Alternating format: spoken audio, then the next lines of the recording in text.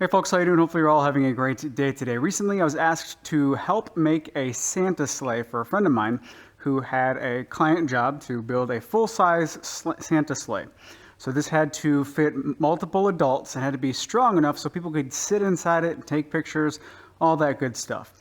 Well, for something that large, for something that decorative, it just makes sense to use a CNC machine. He was originally going to use a jigsaw and pitched me the idea of using a CNC machine, my CNC, to get it done. And I countered with, let's do some bartering. I'll help you cut this out on my machine, but I need a couple lights hung up, and he's an electrician by trade, so it all worked out. Anyway, this particular video is a compilation of social media posts and just progress images throughout the build. I didn't take any video because he's 2 hours away from me. He wanted to come in, get it done, and we just didn't want to be slowed down with video. But I think there's enough information here for you to replicate the project if you'd like to do so. And to help you, I do have the CNC files, vector files, for free on my website. So I started with somebody else's free vector files, and for that reason, all my modifications and all that, I'm going to offer that for free as well. I think we've simplified the process a little bit, put our own little tweaks onto the original design, and I think the end result, Brandon did a heck of a job on. It just looks so good. This project can be completed with 5 sheets of 3/4 inch plywood if you want the included step stool to kind of get into the sleigh. If you don't want that, then all of this stuff can be cut on 4 sheets of plywood. And of course, I don't have a vacuum table on my machine, so everything that's cut needs to be detabbed at the router table. Here you can see the shape of the sleigh, and we also added a second layer, or basically a border, to the sleigh itself just to make it kind of stand out. This border is 4 pieces that fit together kind of like a little puzzle. Speaking of a puzzle, that's exactly how these steps are put together. This is just CNC box joints, and anytime you have something utilitarian like this where you don't necessarily need to make it super pretty, it's the fastest method of construction that I know of for taking stuff right off the CNC and assembling it.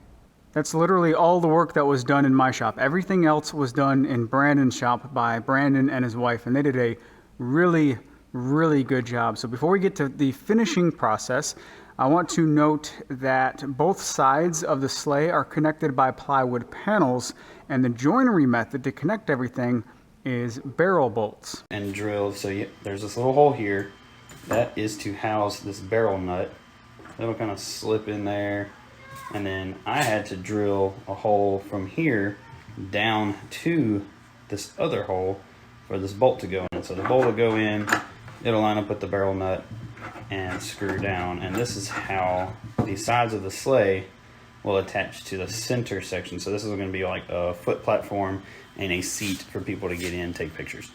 Time for finishing, and the first step was to mask off everything that wasn't going to be red so that the red paint could be sprayed. It's much faster to spray, and you'll get a much more consistent appearance most of the time when you spray versus when you roll and brush. Once the tape is removed and the red paint is dry, then more masking tape can be applied to the red areas so that everything else can be painted in a gold color. So this is an exterior grade paint, but that's not going to be the final layer of finish for this project. To take it a little bit further, he added an outdoor clear coat to just kind of seal off this as much as possible. This is plywood, and the edges of the plywood are typically very porous because the grain goes in multiple opposing directions. So you're gonna have the layer of exterior paint as well as an exterior grade clear finish. I'm not exactly sure the entire process for the stenciling, but if I'm not mistaken, I think Brandon does have a vinyl cutter of some kind so that any type of stencil you want can be cut, applied, and then used for paint purposes.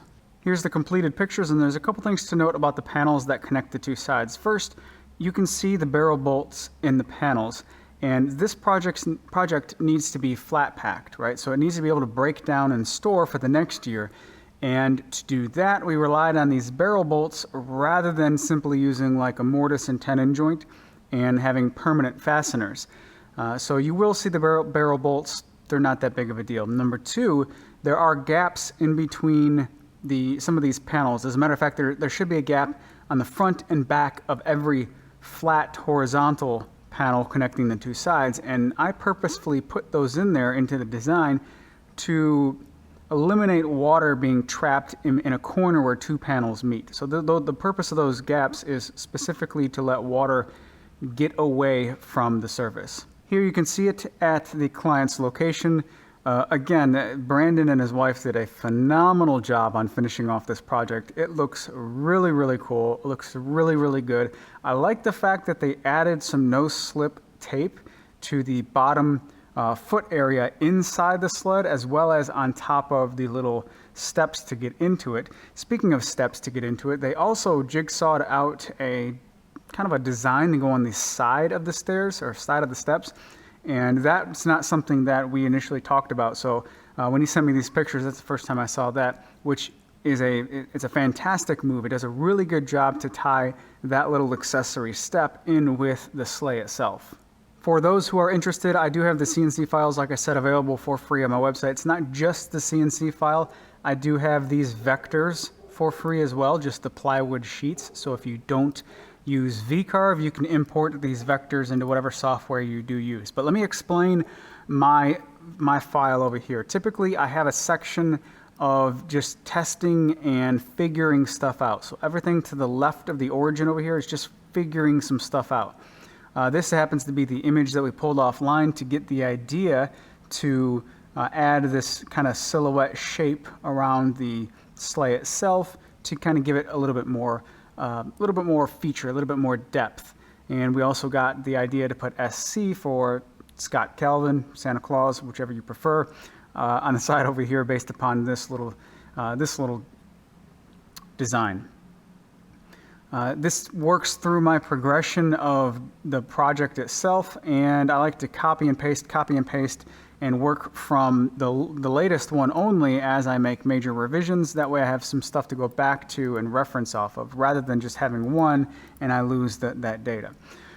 These are the connecting shelves, or the connecting pieces of plywood, and to locate the actual holes for the barrel bolts, what I did is I first laid them out on the side of the sled, or side of the sleigh, and you can see the shapes of the plywood connecting pieces like so.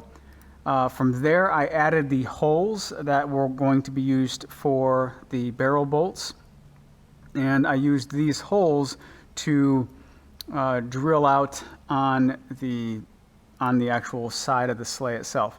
Once I had the holes established, I could take all of my rectangles here with the holes, copy them over here to a vertical location, and then use the center point of those holes to locate the holes for the barrel bolts. Hopefully this all makes sense.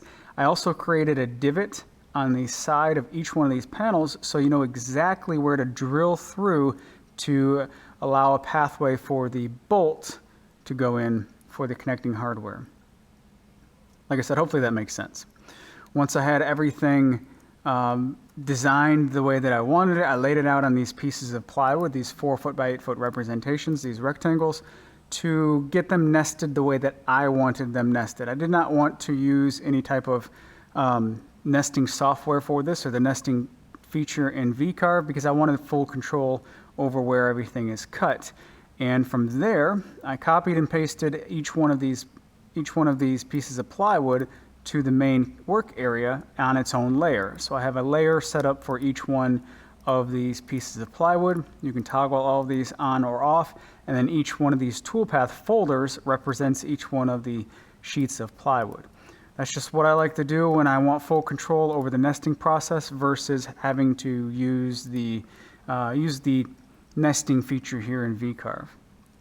So all of my toolpaths are here.